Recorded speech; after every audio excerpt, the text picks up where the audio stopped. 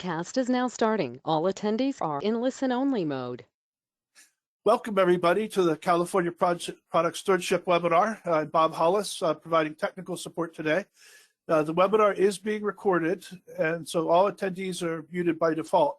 However, we really encourage questions. So to ask a question, just type it into their webinar control panel in the questions section and hit the send button. We recommend you do that as your questions come to mind.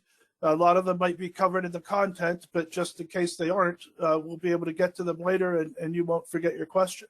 If by chance we run out of time and are unable to answer all of the questions thoroughly during the webinar, we'll be able to get back to everyone after the webinar and we'll have a record of the questions. And with that, I'll pass it over to Nate with the California Product Stewardship Council. Thank you for attending.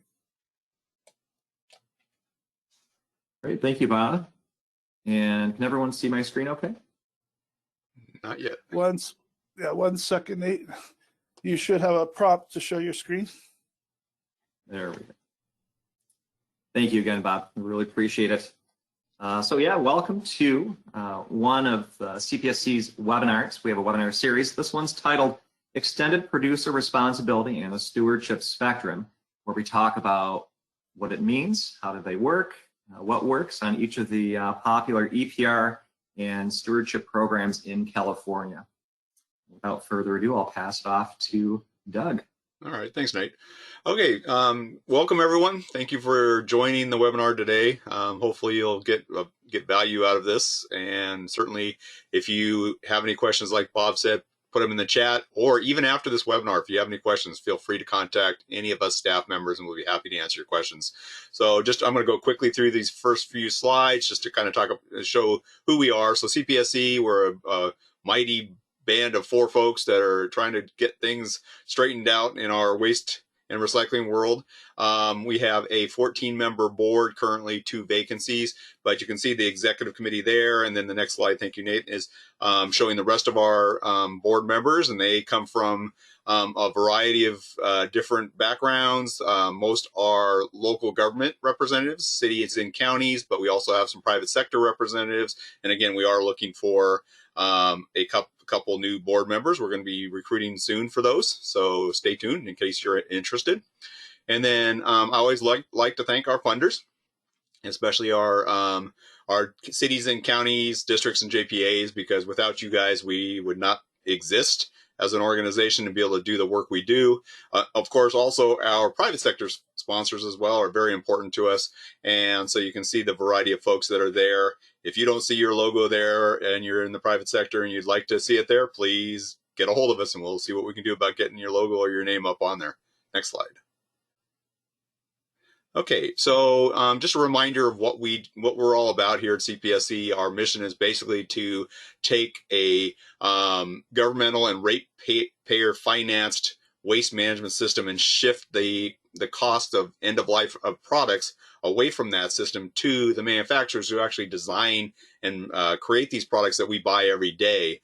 And in hopes to shift that cost burden would encourage them to make better choices, more greener design, and make it better for all of us in the long run. Next slide. So what do the markets do? Markets, as you say, show assigned value. Basically, we can't divert this material and recycle it if there isn't a market there. So if the market doesn't exist, or if there's a failure in the market, these things are going to get either landfilled or, unfortunately, even illegally dumped, especially if the cost to get rid of them is high at a recycling or disposal facility. So markets are really important. We're finding that out even more so nowadays with the national sword issues for the recycling. Most of you are probably familiar with that, and then the impacts it's had on our recycling markets. And then also in our composting markets, what's getting into the composting bins. Next slide. So we look to try and go away from a cradle to grave system, which is our current one, where basically the products are created, we use them, we throw them in the trash, and they end up in a landfill or a waste energy plant and don't really re-enter the stream of commerce. So we promote a cradle to cradle system where these products are produced, the product, as I mentioned earlier, they're produced more green, and we reclaim those products and either reuse them or recycle them and turn them into new products. So they never actually enter the disposal stream at all. Next slide. So we've been very happy to introduce this, what we like as it's not a new concept, but it's certainly gaining traction. The European Union has introduced this concept as well, and they're taking information now. They're actually taking input now on this initiative that they've created. It's the Sustainable Products Initiative. And CPSC, we really love this idea.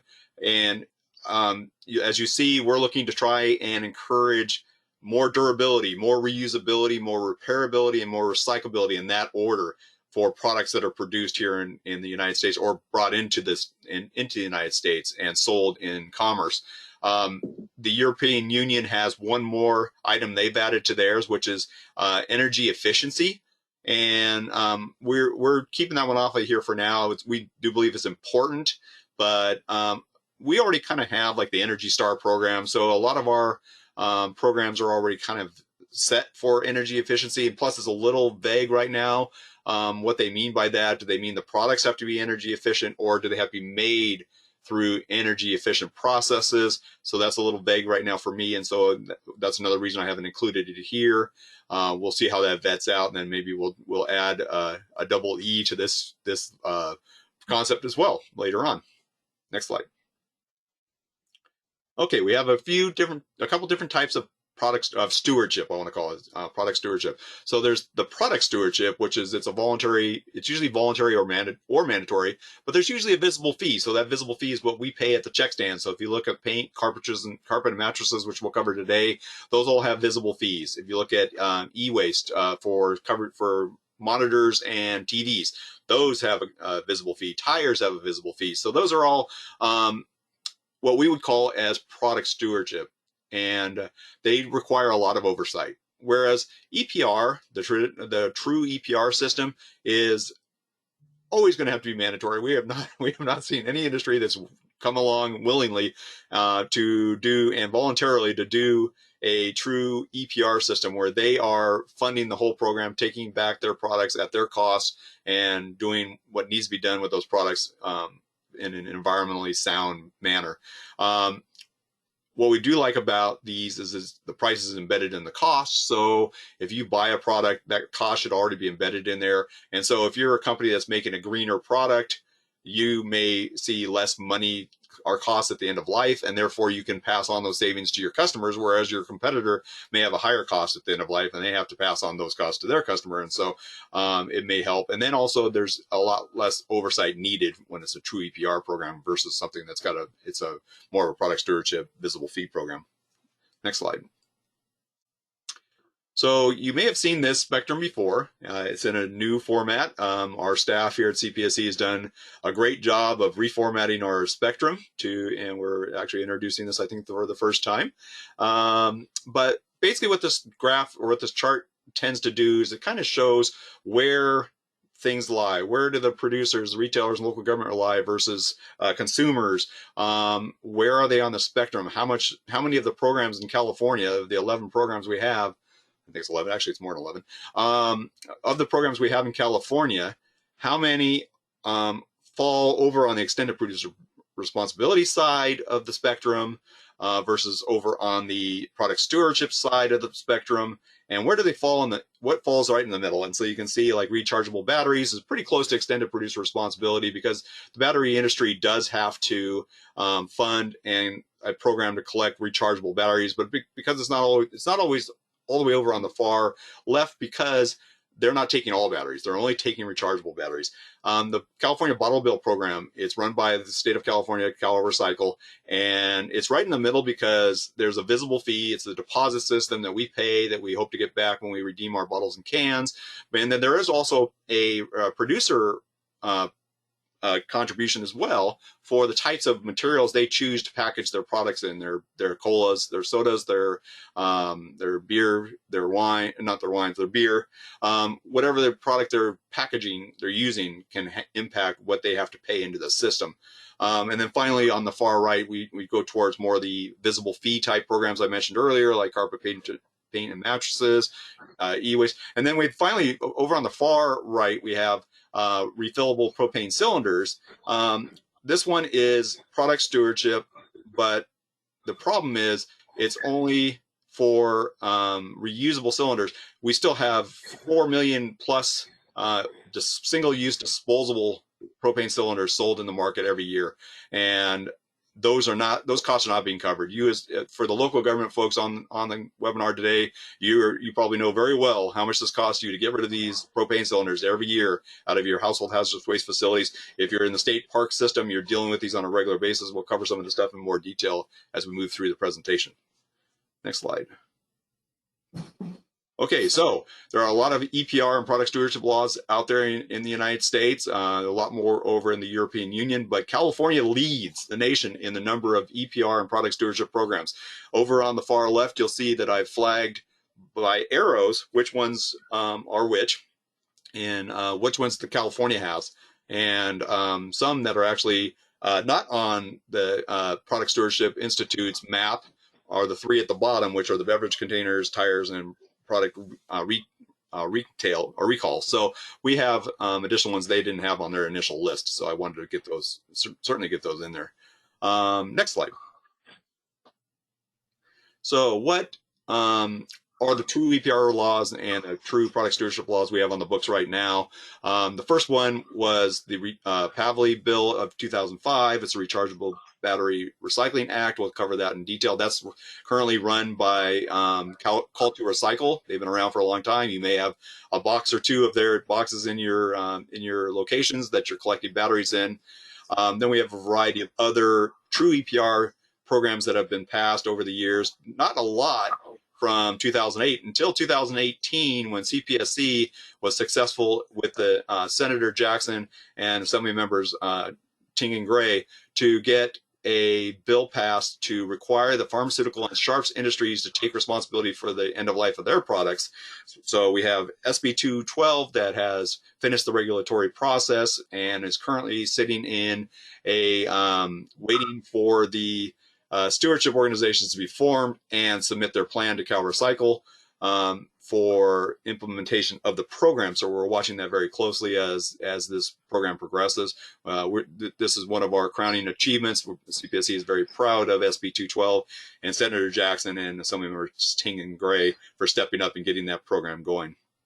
Then also we have the product stewardship programs, which I talked about earlier, starting way back in 1986 with the Beverage Container Recycling Act. There was the Litter Reduction Act, and then following all the way through till as recently as 2019, where we've had some amendments to some of the bills, the programs that are existing, like paint, carpet, and mattresses. There probably will be more changes, but those programs are slowly but surely evolving. Next slide. Okay, so I mentioned we talk about rechargeable batteries. This is that Pavley bill, and Call to Recycle is the one that's running this right now. There's a link there to their website if you have interest in their program. Again, this is a producer-funded, industry-run program, which we really love. But the problem is it doesn't cover all battery chemistries, and so I know that Call to Recycle has a lot of challenges with these boxes when they show up when they show up back at their facilities with all battery chemistries in there, alkalines, lithium ion, and then the intended ones, which were the rechargeable nickel cadmium type batteries. So Call to Recycle has done a great job of evolving over the years of running the program. They've even designed a box now that's fireproof. So if for some reason a lithium ion battery or any other battery that could potentially ignite catches on fire within the box, it actually puts itself out. So that was a great redesign concept by Call to Recycle to make their boxes more safe for transport. Okay, next slide. As I mentioned earlier, though, there's a problem, and that's all these batteries. And so I'm going to take an opportunity to plug CPSC, South Bayside Waste Management Authority, which is Rethink Waste, and Californians Against Waste. We are the three co-sponsors of SB 289. That is the bill that's working through the legislature right now. Senator Newman is carrying that on our behalf, and that bill is going to create an EPR program, a true EPR program for all battery chemistries, all household batteries. So all these batteries you see in front of you. So for example, look at all these different battery types. Look at all the different chemistries. How there's so many different uses we use these for, and how do you tell them apart? Which ones of these are alkalines? Which ones of these are nickel cadmium type? Which ones are lithium? So for the general consumer, how are they supposed to figure this out? And so that's what SB 289 is hoping to do, is say, you know what, consumers, you don't have to think about this. We're gonna make this easy on you, and we're gonna have the battery industry figure it out. And so that maybe, hopefully, they might change how they package their batteries, how they label their batteries, so it's more easy to identify what type of chemistries that they're dealing with. Next slide. Here's more of those kinds of batteries. These are not the household batteries. These are the ones that are usually connected to devices. Sometimes they can be embedded. And so another part of SB 289 is to capture all of these types of batteries and the embedded ones, so the ones that are not covered by another program. So for example, laptops will not be covered by SB 289 because they are already covered by the CEW program, the Covered Electronic Waste Program, that's run by Cal Recycle, where we pay, I believe it's $4 or $5 or $6 per screen when you buy. Like if you buy a laptop, you're going to pay $4 as an advanced recycling fee that then goes into that fund to fund the program. So, but the rest of those kinds of batteries that we're dealing with on a daily basis are going to be covered under this program. So, but again, here you go. Here's a whole bunch of different types of batteries. Most of these are lithium ion, but I will tell you not all of them are on this screen. And so how do you tell the difference? Next slide. And then things are getting a little crazier. We're now seeing plug-in batteries, which I was shocked when I did a search on this and saw all these plug-in batteries. Most of these are lithium-ion batteries, again, big fire potential. And so the industry is getting creative. And so we have to get creative as well and to keep up with them. Next slide. Okay, and then one of the programs that's probably lesser known is the Ag Pesticide Containers Program. This is, again, is a true EPR program. The pesticides companies have to contribute to the Department of Pesticide Regulation, who then funds this program to recycle old pesticide containers. These have to be triple rinse containers. There are facilities or sites across the state where folks that use these products and then triple rinse these containers can take them for recycling. And I know in my Sacramento County days, we had a program running there. So we were one of the designated sites to allow for folks to bring in these containers. So rather than going to landfill, they were going to at least a better purpose. Next. Mercury thermostats. So this program has been going for quite a long time.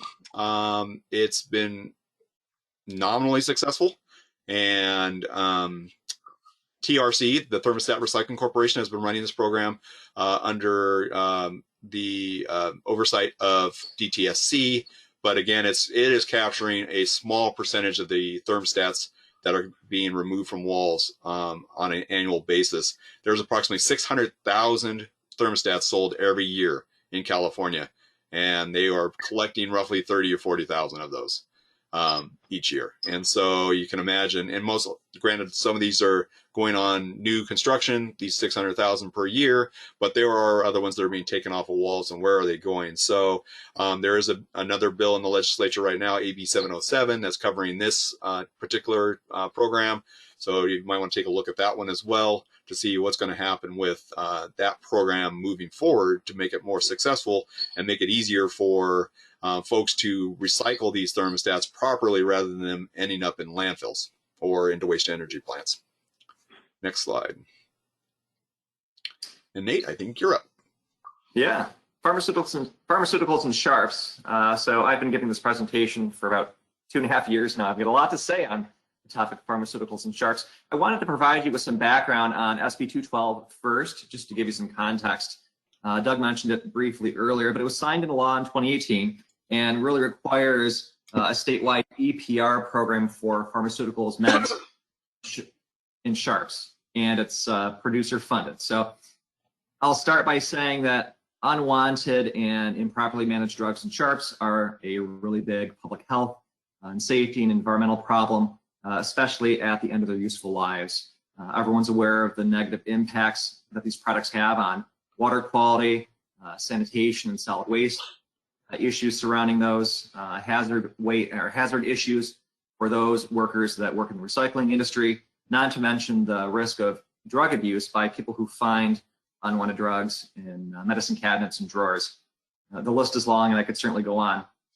So because of these risks to Californians, California passed the first law in the nation to create a comprehensive producer-funded take-back program that finally provides a safe and convenient disposal option for both of those types of products, meaning the home-generated pharmaceuticals or meds and the sharps waste. So the law and the regs require that covered entities, meaning the manufacturers, the distributors, the importers, that they design, fund, and implement a stewardship program for the proper collection and disposal of those covered products. So the core of the sharps waste take-back program, which again is included in SB 212, is the requirement that sharps waste containers and mailback materials are either provided to the ultimate user at the point of sale, or the provision of those items is initiated at the point of sale, at the same point when you purchase the sharps.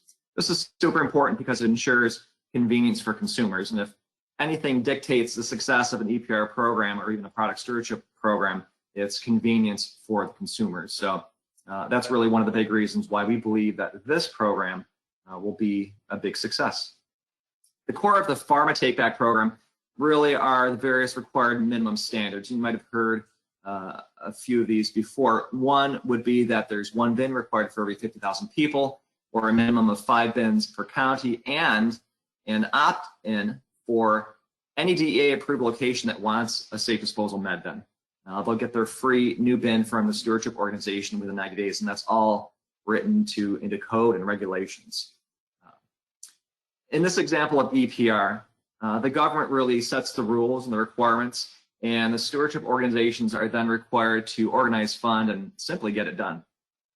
I'll share some additional details about SB 212 because it really is one of the best written and tightest EPR laws that's been passed in the nation, and it's truly precedent setting. So first, this law includes both meds and sharps in the US, two separate products really combined into one incredibly effective framework. This law requires stewardship organizations to be a 501c3. This is a very interesting point because it, for all intents and purposes, removes the profit motive behind those that are responsible for ensuring that the EPR program is a success. It's the first to require reimbursement of disposal costs for publicly collected sharps. Restricts the promotion of improper disposal methods not in the program, such as trashing or flushing. You might have seen on as part of various federal programs, or even on currently existing Fed websites, they recommend in some cases trashing certain drugs or flushing certain drugs. So this literally restricts promotion of improper disposal methods and educates people to start using the solutions that we're proposing and that we're requiring by law. So this law also includes preemption. This preempts local ordinances adopted on or after April 18th back in 2018. And it also includes enforcement, where CalRecycle has the oversight responsibilities, and they'll adopt additional regulations as needed. And it provides them with enforcement teeth to make sure that the laws are followed. In fact, the pharmaceutical companies will be fined up to $50,000 per day for any infractions. So those are my list of precedent-setting items for this program. SB 212 really was a big win because it internalizes the costs into the drugs that we're purchasing already, and it imposes those costs onto the stewardship program, meaning the manufacturers, the distributors, the importers. There's no visible fee, so the consumers really aren't paying any additional fees per se to participate in this program. Another really nice big win that we always mention when we talk about SB 212 and the Pharma and Sharps EPR program is that it covers medications including OTCs, again, and sharps. It also includes timely bin collection to avoid bin closure. We've seen that in the past with some existing bin programs, is when they run out of funds to buy more liners, they simply close the bin. That's not the case here. Not only do the hosts of the bins receive the bins for free on a timely basis, but they also receive ongoing service and liner costs. So there's quite a bit going on with the EPR program here in California related to farm and sharps. Those are some of the highlights that we always like to cover with folks. And I'll pass it on to Doug to talk about beverage containers. All right. Thank you, Nate. Okay, yeah, so this is probably a program that we are all familiar with, and like I mentioned earlier in the slideshow here, it was created in 1986, and this program has been amended more than 60 times in the state legislature.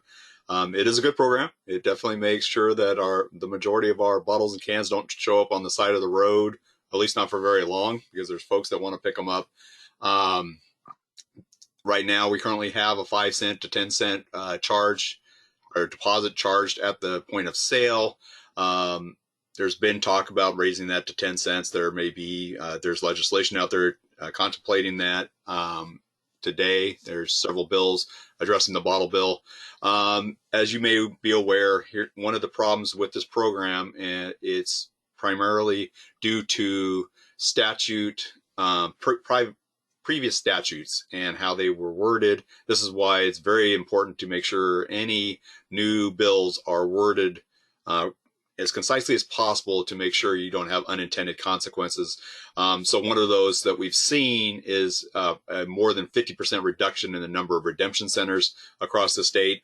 There are a couple counties that have no redemption centers right now anywhere in their county. And so that creates a problem for the consumers, because they'd like to get their deposit back, and two, it overloads systems and redemption centers in other areas that normally wouldn't have to have that foot traffic. And so this is a result of basically the markets, as we mentioned earlier. The markets are really important. The markets went down. And so the funding that a lot of these redemption centers were counting on to survive went away, and they could no longer justify being in business. And so that's why you've seen a significant reduction in the number of redemption centers. So there are several, like I mentioned, there are several bills in the legislature right now trying to rectify this on a short-term basis and a long-term basis, try and get these redemption centers back up, get the convenience back up to where it needs to be, so that the consumer can safely and easily get their redemption back for it. There is a large reserve right now in the fund because folks aren't able to redeem them as easily, and so that will likely be drawn down, especially if some of these bills, one or two or more of these bills, get through the legislature and get implemented.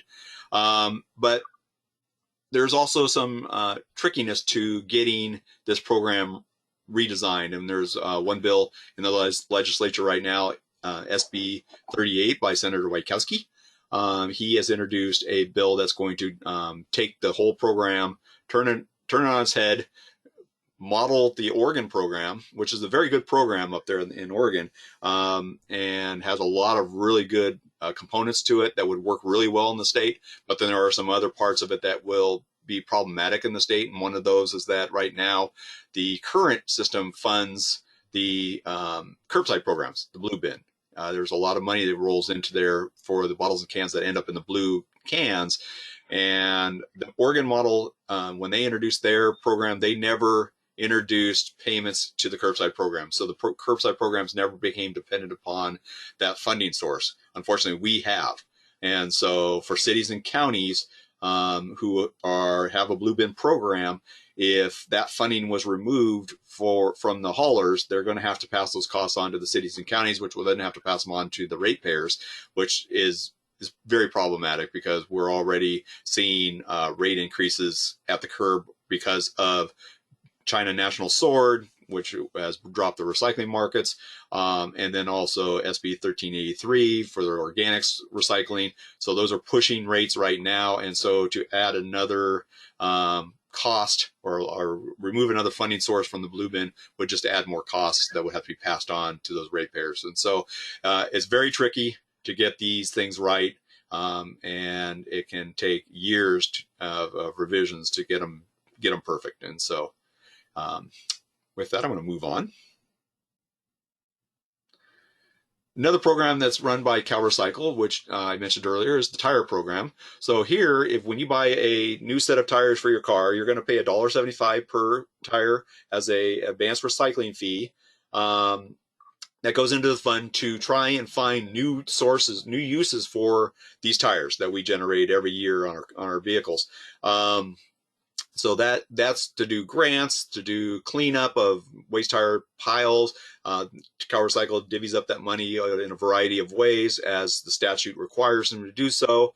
But what was always surprising to me is I would pay a $1.75 recycling fee, but then I'd pay another $2 per tire to get rid of the tires as a disposal fee. So that was always confusing to me. Unfortunately, the funding doesn't go back to the tire retailers, and so they actually have to pay to get rid of those tires. They have to pay somebody to come and pick them up in a milk run kind of style process, or if they're big enough, they have a bin. But either way, they're paying somewhere around $120 to $150 a ton to get rid of these tires, and so they have to back charge the customers to cover those costs. So now a lot of those tires might be going to a processor where they're being turned into crumb rubber or other uses. Or they may be being baled and shipped to a tire monofill down in the LA area. But that's an additional cost. And so that's not covered by the program. So therefore, it's always confusing to the consumer. Why am I paying a recycling fee and paying a disposal fee at the same time? And so there might be some room to adjust this program and change how it appears. And this would be a great one for maybe go to an extended producer responsibility kind of program. Certainly change it from change the structure of the product stewardship program and see what we can do about maybe neutralizing this conflict that shows up on an invoice with your tires. So as I mentioned earlier, the CalRecycle does issue grants for a variety of purposes for tires. And so if you're interested, there's a link there to go to their grants website. Next slide. Okay, e-waste. We all have it. We're using our electronics right now, and so at some point they burn out or they become not useful to us anymore, and they need to be either reused or recycled. As I mentioned earlier, there is the CEW program, or the Covered Electronic Waste Program, that is run by the state, and that's where you're going to pay that fee at the check stand when you buy a new monitor, or if you order it online, you're going to pay that fee to get rid of the monitor you probably just replaced and have it processed and efficiently and responsibly recycled. And so one of the other problems is there isn't fees on all the other electronics. Right now it's only on the screens and 4 inches or larger. So and I'm going to get to that slide in a minute, but there are collection programs available out there in the communities. And so if you can't take it to a transfer station or directly to an e-waste processing facility, there are programs where you actually pick it up at your curb. So next slide. But here's the one that concerns me. And this is where we have all these other devices, and this just a select few that is circled in red down here, that has no funding source. And so for communities, for counties and cities that can afford to or have chosen to take excess money they may get from the CEW program and apply it to the uncovered waste electronic devices, or UWED, or other types of materials, it might get recycled. But the majority of this is not. The majority of this is not getting recycled. It's getting landfilled, and unless it's illegal to landfill it. So for example, a microwave, you cannot legally landfill a microwave because it's got a capacitor in it and needs to be removed.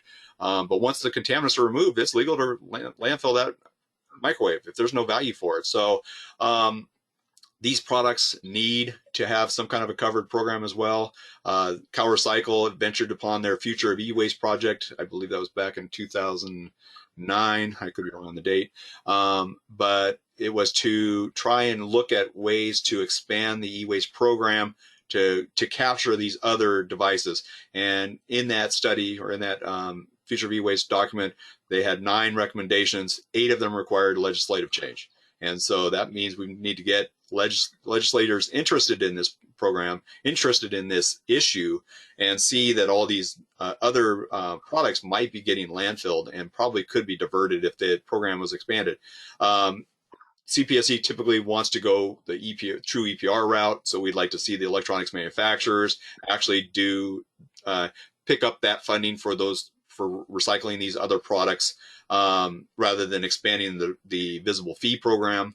That's always a fallback for us, but we'd much rather see the manufacturers take ownership of this. And it gets back to our DR cubed, which is, let's get the manufacturers to make these things last longer so they're more durable. Let's make them so that they're reusable, so we can pass them on to others if we're done with them. Well, make them repairable, so if they're broken, and if it's a simple circuit board that needs to be replaced, it can be replaced easily so that device works again. Or make them certainly so they're more recyclable. It's very difficult and very expensive to take some of these products apart and get them broken down into their various components that then can be remanufactured into other products.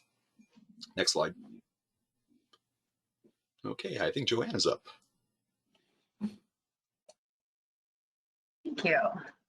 So I'll be talking about the next few programs, and PAINT is one of the programs that takes the EPR concept where the producers are running the program, but actually charges a fee to the consumers. So this is what we call a horrible hybrid, where they take consumer money, they hand it to the industry, and they're running the disposal and recycling program. So PAINT was one of the first ones here in California. So this is consumer funded, industry run. And the point of the fee at the point of sale covers the collection, recycling, and transportation. This particular program has, when you look back in the history of where it started and where it's come, it does have one of the most convenient access. So they have a lot of retailers where you can take your paint back for free, but they're not looping in all the big box stores. So again, as we built upon what we've learned and added new programs to our repertoire, we started adding standards for convenient access. And should we address paint in the future, we would definitely want to require more of the big box and large retailers to mandatorily participate.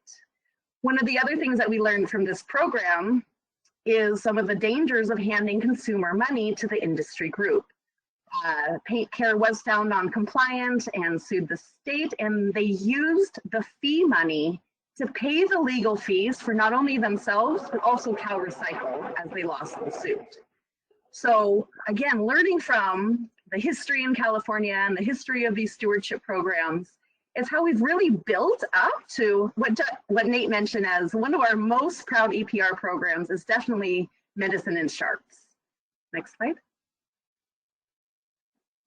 So carpet's another one of the stewardship programs. That's one of these horrible hybrids where we've taken a consumer fee, handed it to the industry. And what we learned with carpet in particular is when the producers are not paying into the program, you've taken away the incentive for the green design and program efficiency. Meaning it's not their money. And if there's no financial incentive to design something that's easy to take apart and easy to manage at the end of life, that's kind of built into that EPR philosophy that got lost in this particular program.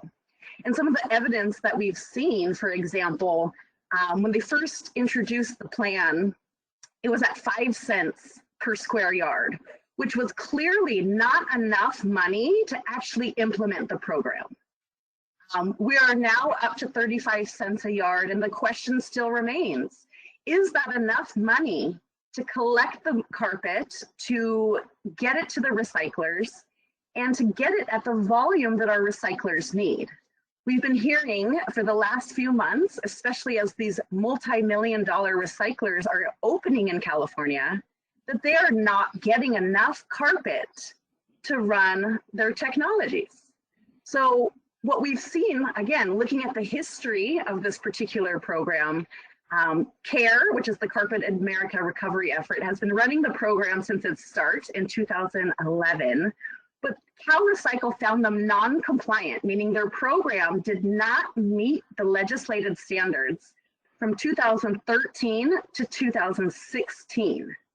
And what we saw was just a really drawn out court case over where was the enforcement and how can we get the carpet industry to actually get a program that works well, works for the recyclers, works for the consumers.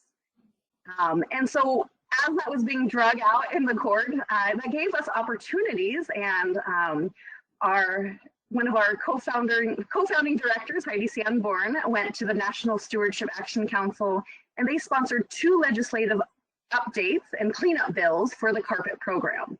One in 2017, one in 2019. And what we saw is those particular cleanup bills added protections to our consumer fee money. And for example, learning from Paint Care, we now added a clause that says carpet cannot pay their fees and fines using the consumer money. And we're really happy that that passed before the court case came to an end, because we now see that they're obligated to pay over $1 million in fines, and they cannot use consumer fees. One of the other really great updates to this program, introduced by AB 729, are the differential fees. In Europe, they call these modulated fees. And so this was our way to build in those green design incentives, because we weren't seeing the behavior of product change and recyclability being worked into the program. So differential fees or modulated fees are different fee prices and levels based on whatever's in the legislation. And this particular program says it needs to be modulated by post-consumer recycled content and the economic burden the carpet has on the program. Meaning, if it sits around because no one can recycle it, if it's hard to manage because it mixes fibers and has extra adhesives, it costs more to recycle, so therefore should have a higher fee. So we're really excited to see these differentials. We are expecting to see the plan mid-May to the advisory committee and in June to CalRecycle. Next slide. So we have mattresses. Mattresses, again, similar to paint and carpet, has a consumer fee at the point of purchase and industry run. Mattresses came quite a few years after paint, after carpet. So we'll give them a good shout out to some good behavior over the years, because they're really not wanting to be affiliated with some of the other programs that weren't driving recyclability and increasing recycling efficiency. Some of the things that we have learned from the Bye Bye Mattress program and their program operation is that they've accumulated a really large reserves. We saw after a few years into the program, over $40 million of consumer fee money sitting in the bank.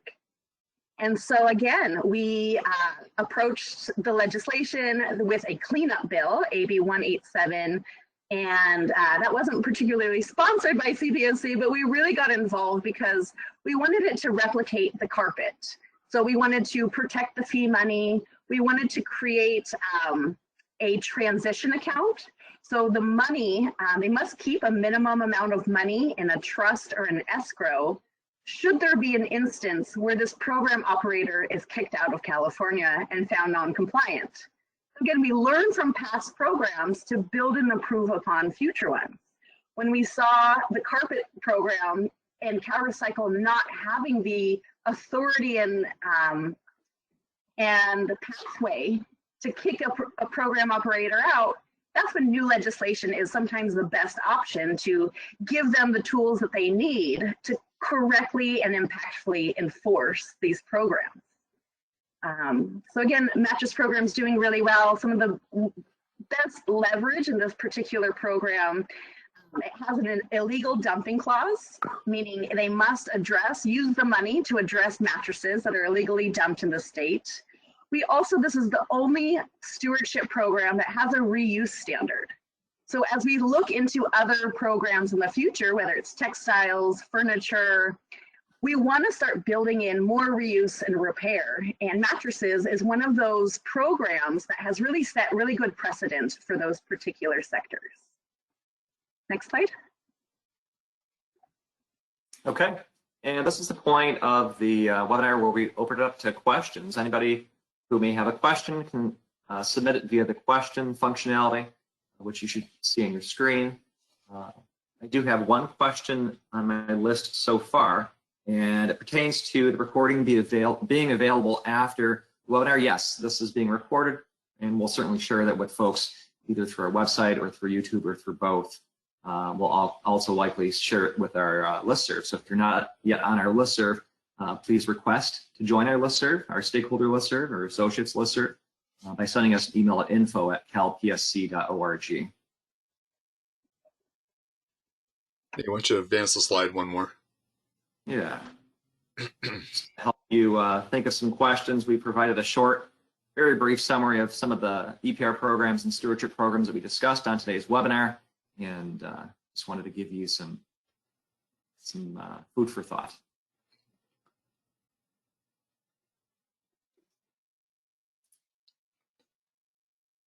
Let's see any additional questions coming in. If there's any products you want us to expand on, we could. There's a lot more details on each of these programs. So let us know if there's any product, even if there's one not on the list, if you want to know maybe how stewardship could work. Yeah, it looks like we just got a couple of questions in. One's from one of our CPSC board members. Please summarize important differences between EPR and product stewardship. Doug, I know you touched on this earlier. Do you want to give us a little more detail? Sure. So thank you, Ted. Ted Ward is up in Delaware County. He's the director of the Waste Management Authority up there. He is also our treasurer. So we always appreciate Ted's involvement in the organization and his dedication to CPSC. So thank you, Ted. The main differences are who is responsible, who is ultimately going to make the change. When we have visible fee programs or product stewardship programs where we as consumers pay into a fund to take care of the product at the end of life, what does that change? It changes the ultimate destination of the materials. They don't end up in a landfill or in a waste energy plant, which is very helpful. We're getting them back into e-commerce as much as possible, or back into commerce as much as possible through sustainability programs and basically trying to get into the circular economy. But it doesn't impact the manufacturers at all. They have no skin in the game, no stake. Why do they need to change anything if they're not paying in? And so this is where true EPR comes in, because now we're saying, okay, manufacturers, you have to take responsibility for these products that you make. So if you're going to make this widget impossible to repair and only last a very short period of time, because you want to sell more of those widgets, you're going to pay the price for getting rid of these things at the end of life. You're going to have to incur that cost. Now, what's concerning, and I'll pick on one product in particular, which is the single-use propane cylinders. For example, you can buy those online for, say, $3.50 filled with gas. The problem is the local governments are paying anywhere between $3 to $20 per canister to get rid of those things, to recycle them. And so here's a perfect example where you have a producer who continues to make 40 million of these a year. That's the estimated sales in the United States, or 4 million in California is the estimate in California. And they can just keep making them, and they don't have to worry about it because they're not incurring that cost. Imagine if that $3 to $20 per unit was passed back to that manufacturer. What would they, and there is one main manufacturer that makes these, and we all know who that is. Imagine if they had to pay that. Then the reusable ones that are now entering the marketplace, and if you go to refillyourfund.org, you will find our program, our campaign, CPSC created, that has a solution. It's a refillable, reusable 1 pound propane cylinder. There's a variety of ways to get that refilled, or even an exchange model. So, and it's replacing those single use. But as long as it's cheap for the manufacturer to sell these cheap single use, it makes it more difficult to get folks into the reusable program. The reusable program does pay for itself in 4 or 5 uses or refills, but trying to get the consumer to decide, okay, am I going to spend $3.50 on this single use container, or am I going to spend $14 or $15 on this reusable one? They might choose the cheap alternative first, not realizing that after about 5 uses, they now pay for their reusable, and they can continue to just get it refilled fairly cheaply thereon and actually save money. But it's educating the public on how to deal with that. And so that's a perfect example where product stewardship versus EPR would have a big impact if we were actually making the manufacturers deal with their end-of-life costs of their products that they make. That's great. Thank you, Doug. Another hot topic right now is packaging. Can you share with us any information about packaging? Has it been considered for EPR or stewardship? Richard Cohen would like to know. Yes, thank you, Richard. So great question. So you probably were familiar with or heard about AB 1080 and SB 54 from last legislative session. Both those bills got to the respective opposite houses, but unfortunately did not make it across the finish line last session, and so neither were implemented. Those were EPR programs. Those were going to require the manufacturers to take care of all these single-use plastics. It was going to phase out certain plastics. It was going to make the manufacturers responsible for it. Unfortunately, again, it didn't get to the point where it needed to go. There has been new legislation reintroduced on this topic. There are several bills in play right now to try and resolve this single-use plastic issue. We all know the plastics are an absolute problem, and they do range from the beverage containers program, the single-use plastics for takeout containers like clamshells, to even plastic bags again, readdressing the plastic bags, film plastic issue, because while we had SB 270 passed in the legislature a few years back and then challenged through a referendum, which failed, and so we have a ban on single-use plastics that are very thin and float in the air when they get wind under them. Grocery stores are not required to run that program anymore, a collection program. They don't have to take back these plastic bags they are distributing now when folks aren't using reusable bags. And so there's no collection program. So one of the bills in the legislature is looking to rectify that and require the grocery stores to now start collecting these again, because that was removed through SB 270. So there are a lot of bills out there. EPR, we'd love to see EPR on plastic containers. We are hoping that there's an initiative I can't talk much about because of our 501c3 status, but there is an initiative that likely would be on the 2022 ballot that would require the manufacturers to contribute a penny per container. For every container they sell into California or distribute into California, they pay a penny, and that goes into a fund that would then be distributed to 3 different programs, including local governments, recycling programs, and education, to try and educate the public on the single-use plastics issue.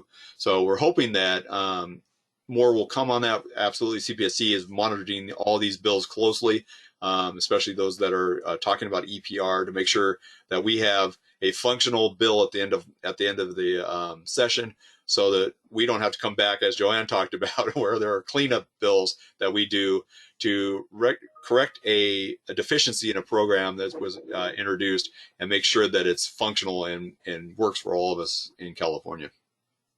Great. Thank you, Doug. Joanne, Emily's asking if we have any news on clothing crib-to-crib legislation. I'm not sure what crib-to-crib means, but there is. She might mean cradle-to-cradle legislation.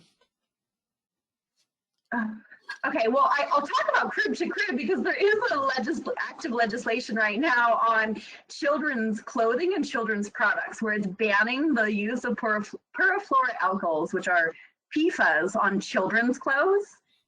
So that's what I thought of when I saw cribs, because that's definitely going to affect the textiles and clothing industry. But cradle to cradle for clothing and textiles is a really interesting topic, especially when you kind of look at the similarities between clothing, textiles, and furniture. Is they're really durable. They use a lot of natural resources, and there's extensive opportunities for repair, reuse, repurposing. And so what we have found in past behavior of product stewardship and EPR programs is the industry is not always incentivized to support reuse because then they're competing with their new products. So like we've seen in the mattress program, there's a specific clause saying the recycling program cannot interfere with the renovators. But yet we have a renovator on our advisory committee, and he has been publicly making comments throughout the program operation that the recyclers, when they receive reusable mattresses, it is not shifted over to reuse. So it's pretty interesting. And so when we think about what kind of approaches could be used for textiles, clothing, and furniture, is we really want to build in the opportunities for repair and reuse first, more so than recycling. So there's some pretty interesting things going on at CPSC. We are hosting some quarterly stakeholder meetings. We've presented a couple textile policy ideas to the statewide commission. And we are moving forward with a legislative report on our recommendations for textiles and clothing. Similar to packaging, we don't really think there's one program that's going to solve it all. There really is going to be kind of a parsing off of the low-hanging fruit. The toxics will be addressed in one form or another. So we really look forward to kind of having a holistic approach to those types of product types, and one that really prioritizes repair. Excellent. That was a great question too. Jamie would like to know what the criteria would be for an item to be considered for an EPR program. Who would like to take that, Doug? Okay. So CPSC, what we focus on the hazardous waste or universal waste, hard to manage. We're targeting that right now because those are the materials that pose a huge threat to the environment, to our health. And so we focus on those products first and foremost. And so that's why you see us co-sponsoring SB 289, the battery bill this year. We are thinking about and considering doing a framework bill next year in this the second year of this 2-year session that would cover more products. It would give authority to, say, a department like Cal Recycle to determine what products need an EPR program. What's the priority? What priority has to come first? What is the most detrimental to the environment, our health, most problematic for facilities? And so right now we are looking at, again, what's the biggest problem right now? And by far, batteries. Lithium-ion batteries for our solid waste industry is the biggest problem right now. And so that's why we targeted this one. We've been watching battery legislation for a number of years, watching it fail every year. We've got some great partners in our co-sponsors to try and get this bill across the finish line this year, and make sure that these batteries start having a more appropriate home. And then so that's kind of how we look at and prioritize what products we're going to tackle. There's a big spectrum of products out there. There's a lot we could do. We are a small and mighty group. We have some limited funding. We have limited lobbying ability because of our 501c3 status. And so we have to pick and choose our battles and make sure that we are being effective, and what we do will result in something positive to the consumers and to the environment as a whole. Yeah. Thank you, Doug. That was a really good question. Bruce would like to know what's being done to create markets, either domestic or international. I know you touched on plastic and plastic packaging earlier. What can you share with us on that topic? Okay, so Bruce, thank you for that question. So the markets are unstable right now, as we well know, because of National Sword from China and their blue sky policy. So I think what's the one positive thing that's coming out of this is we are looking internally. We're finally realizing we cannot rely on other countries offshore to send our materials to deal with our waste products and have it become their problem. And so there is a lot of discussion right now. How do we make these products, how do we take these materials that are entering the recycling stream and reprocess them, reconstitute them, and make them into feedstock for new products here in the United States? stop shipping this stuff offshore. And so that's been a huge help in getting this together, because as soon as China closed down most of their markets for us, other countries got burdened with this, and they got heavily burdened by the materials until they started clamping down. And so what it did is it caused us to rethink what we're doing and how we're going to deal with our own products. And the other thing it's driven is, okay, and if you're watching the statewide commission and all the great work they're doing, they're focusing on this as well. And some of the bills that are in play right now in the legislature are also trying to do this, which is, let's limit what's getting put in the marketplace to begin with. If your product, or if your packaging, let's pick on packaging for a minute. If your packaging is made from a resin that is not recyclable, why is it in our marketplace at all? Why should it be there?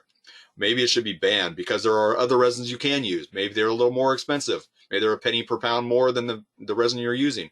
So what these actions are doing are looking to say, okay, well, if it's a number 1 plastic, if it's a number 2 plastic, or it's a number 5 plastic, gee, it can come into the marketplace because it's got a home. It's got some place to go. But if it's one of the other plastics, it may not be acceptable in the market. Or guess what? If it is going to be in the market because you have no choice, you have to use it, you're going to help pay for the end of life of dealing with that, whether it be a higher recycling cost or disposal, because you have put that material into the stream of commerce here, and you need to deal with it. And so it does get back to true EPR, where we're now making the manufacturers deal with the end of life of their products. And so I think what we're going to see is a pretty big shift over the next few years of what materials are actually marketed as recyclable, what materials aren't. There's another bill in the legislature right now that is looking to not only further what Assemblymember Eggman at the time, now Senator Eggman, did with AB 1583, which was remove the requirement to put the chasing arrows on products. So if before you had to put it on your plastic package and you had to put that chasing arrow if it's plastic, and you had to put a resin coat in there, Senator Eggman now, she in her bill back 2 years ago, she allowed for that to be removed, and now or not required, and so now you don't have to put it on there. Senator Ben Allen is now, through his bill 343, going a step further. He's taking it a next step further, and he's saying now you can't put that chasing arrow on your product unless it's truly recyclable, unless it's truly compostable. So he's taken it a great step further, which is saying, let's stop confusing the public. Let's stop putting insignias on products that say, oh, I'm recyclable. So, and then it goes in the blue bin, and when it's truly not, and it's just ending up in the landfill anyway, or contaminating the stream of material that is good and has a market and is recyclable. Yeah, great question, great response. So Nicole has some very interesting comments and a great question about textiles, Joanne. Most textile garment circularity in the U.S. is currently driven from brand product stewardship and innovative business models like take-back programs, repair, re-commerce, et cetera. What are your thoughts on pros and cons of building EPR programs or tax breaks that support the new business models, as opposed to imposing fees on products themselves? Thanks. Good question. So the difference between, Doug, I can hear you typing, sorry. The difference between EPR and, say, a tax break really comes down to where the money is sitting and how the flow of money is happening. So with EPR, the money goes from the manufacturers to an account, whether it's a producer managed account or it's a government managed account. It sits there and it gets paid out for the program. It supports market development, it supports research and development. These funds are used for a lot more than just the management of the materials. As opposed to, say, a tax break or a financial incentive is kind of risky in this particular environment with COVID and some of the business struggles, because when you start dealing with tax breaks, you're actually reducing the amount of funds flowing into the local government pots of funds. So it's been an interesting topic on where we can give tax breaks or business financial incentives without implementing a full EPR. But what's really interesting is building in those eco-modulated fees as a way to kind of build those business incentives. So the precedent right now for the eco-modulated fees is carpet, and it's post-consumer content and economic burden. But as we expand to new products, especially ones that are more repairable, more durable, we're going to look to modulate fees by things like, is it organic? You should be paying less into a system if it is an all-natural fiber that doesn't have the same barriers of recyclability. We might be modulating the fees based on B Corp or their own performance transparency. So you can build incentives into the EPR program based on how much they pay in, the producers. We also call them like regulatory off-ramps. So there's been a lot of topic like, oh, if a producer's already has a take-back program, maybe they shouldn't have to pay into an EPR program. And that's a big red flag for us. Like, we do not endorse just greenwashed collection. For us to have a true producer responsibility program, we need transparency on the material flows. We need improving performance measure. Every single one of our EPR and product stewardship programs have performance measures that drive the program to improve themselves, improve their efficiency, improve their technologies and markets. So just as a standard collection mandate doesn't get to the root of the issue. They're not designing for recyclability. They're not supporting the market development and paying these end-of-life costs, which if anyone has really traveled much in California to transport, say, a truck of clothes from Del Norte, California to where the harbor is in Oakland, right? That's almost a full day of driving. So again, transportation, storage, and getting it to the processors is a really big cost. And so that's really where we're trying to get the producers to pay in.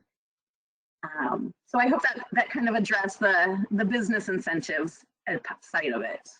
And I know you also asked kind of the pros and cons. Like a true EPR program, the money never goes to the state, the materials never go to the state. And so it might be easier for the products that have really clear opportunities for their end-of-life processing. But when we start looking into, like we said, more durable goods, repairable goods, true EPR might not be what the end product looks like.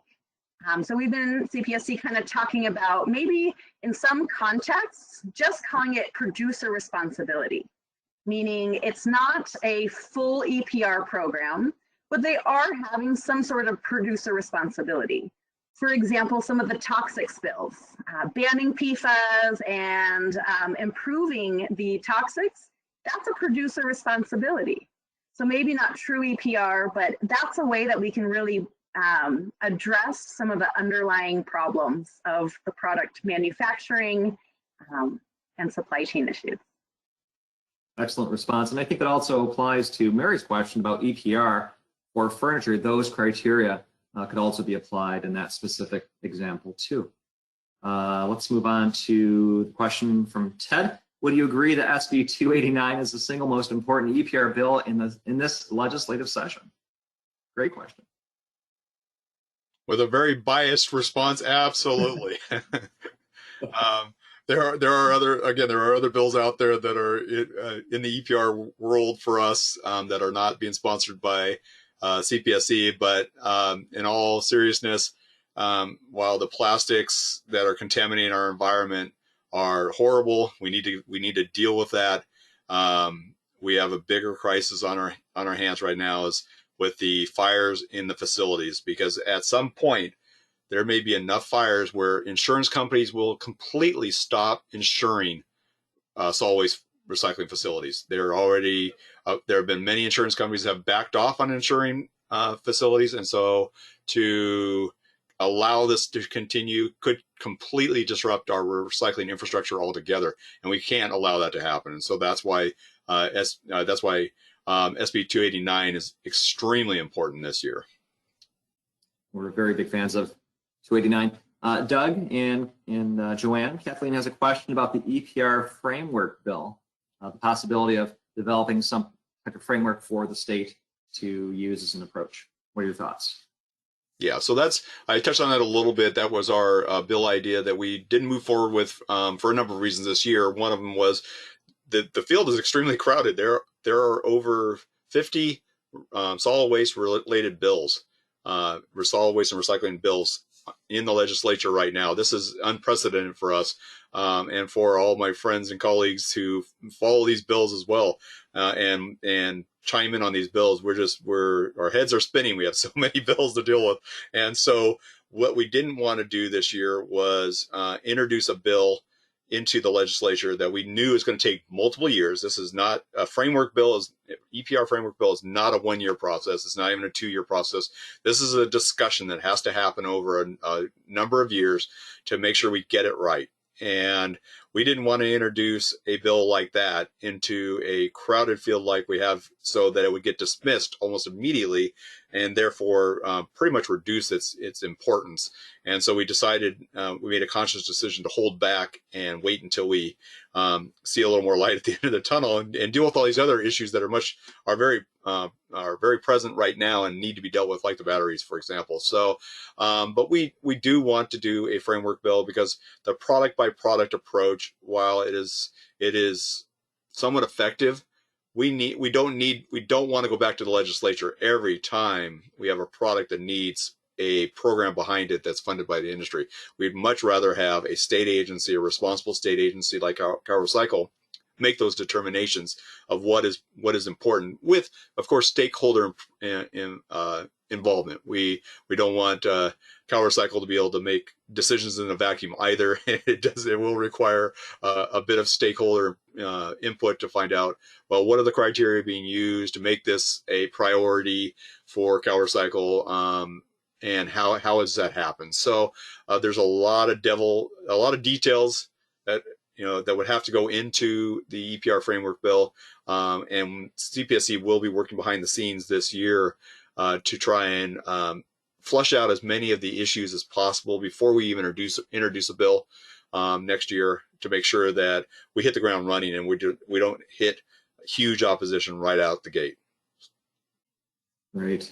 And then Richard asked a question about the fees for the packaging manufacturers. He wanted to know about the penny fee charged, and Doug responded with the fee will be charged in a tiered fashion, first to the manufacturers, then to the wholesalers or distributors, and then to retailers. So thank you, Doug, for answering that.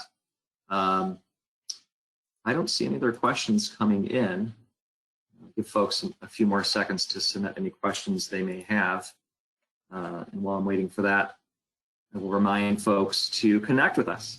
We're all over the place when it comes to social media, and we're very happy to share with you via social media a lot of very useful information. We're on YouTube, Facebook, Instagram, Twitter, and LinkedIn as well. On the slide, you'll see our telephone number, email address, and website. Looks like we're getting a couple more questions. Kathleen's asking, is there an opportunity to have a comprehensive EPR? I think Doug just addressed that one. The last one from Mary was, could EPR for motor oil work?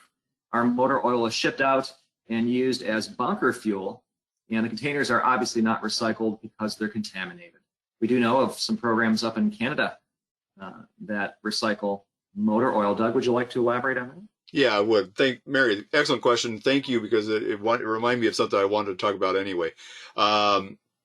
So motor oil, we've got a great program, the certified oil program in the state, managed by CalRecycle, that makes sure that there's funding behind the oil program. Cities and counties get their oil payments. The certified oil centers get money to fund the collection of the oil to make sure it gets collected properly. So it helps to avoid a lot of costs that the cities and counties would normally have to deal with through their household hazardous waste facilities.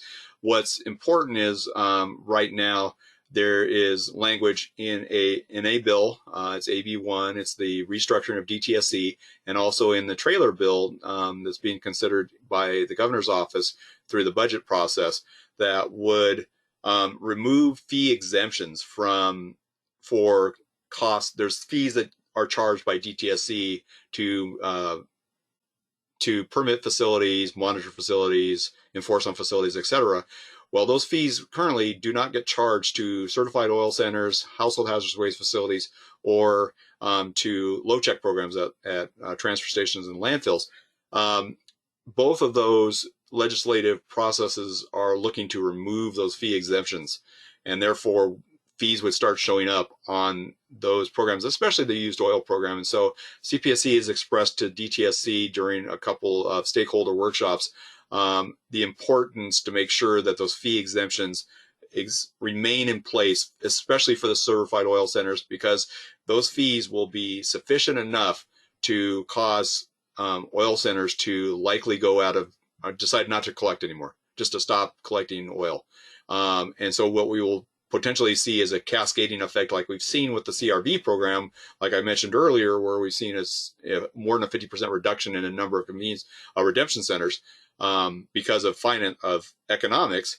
We're going to see a repeat of this. And I've expressed that specifically to the DTSC several times now, that we will see a repeat of the CRV closures on the used oil, certified oil centers if we don't fix this. And so hopefully there'll be progress to reinstate those exemptions into both the legislative bill and also the potential trailer bill.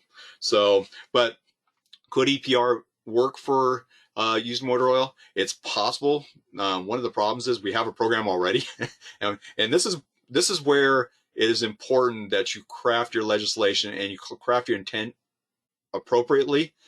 Once you start a program, and most of you in the cities and counties, and I know from my experience with 2 different counties, once you start a program, you're hard pressed to stop it. And we have now created a program where we are used to paying a fee for every quart of oil we buy, whether it be through an oil change operation at the retail or we buy it at a retail outlet. We're used to paying that. And the industry is used to not having to pay it. And big oil has a lot of money. So if we were to try and convert this program to an EPR program, it would have a steep climb and likely not get a lot of traction, in my opinion, because we already have an existing program that works, and we just really need to fix the program we have, make sure it's running efficiently, and then absolutely, Mary, take into considerations those issues, because I agree with you. After managing the operation of a household hazardous waste facility and just seeing the number of HDPE containers, hopefully they show up, the oil shows up in an HDPE container, that go into the trash because there's no real good market for them. There are a few. There are some places that will take them, but it's not very many. There needs to be more. Or what do we do? How do we encourage people to use reusable oil containers that they can take back with them? Or what kind of program? That's the kind of tweaks we need to do to an existing program that's functional and make it a better program. And so my opinion would be, let's figure out a way to make that more productive and see less of these materials getting either landfilled or going to waste to energy plants. Excellent. Thank you so much. I don't see any other questions in our list, and I think we've discussed quite a bit of the programs. Doug, do you have any closing comments or thoughts? Joanne, you too? Well, why don't you, Dave, we'll start with you, Joanne, and then I'll finish. Yeah, I just want to thank everyone for joining. A lot of work went into this, and this is one of the first few webinars that we'll have done this year, and there are more to come. And I would encourage you to stay tuned for more details on future webinars on various topics related to EPR. Joanne? Yeah, and I'll just give a shout out to California in general. You know, we really lead the country, and some of the programs we have here are some of the best in the world. And so as we continue to add new programs and add new products, just know that we're going to build on California's successes to have some of the best and most innovative programs in the world. So we're really excited to be leaders in this space, and we encourage, like Nate said, just follow us, join us, and just be part of the show. All right, thanks, Joanna. And this is why I want my staff to finish before me, because they can give you all the answers. I don't have to. You don't have to listen to me as much. Excellent closings, guys. And I want to just close by again thanking all of you guys for attending the webinar today. I want to thank our sponsors, our sponsors and our associates, our funders, that make sure that CPSC is still here, still doing the job we're doing to try and make things better overall and improve our environment, improve the sheer operation we all work under to make sure that recycling happens and that source reduction is implemented. So with that, I'm going to close the webinar and say thank you again for everyone attending.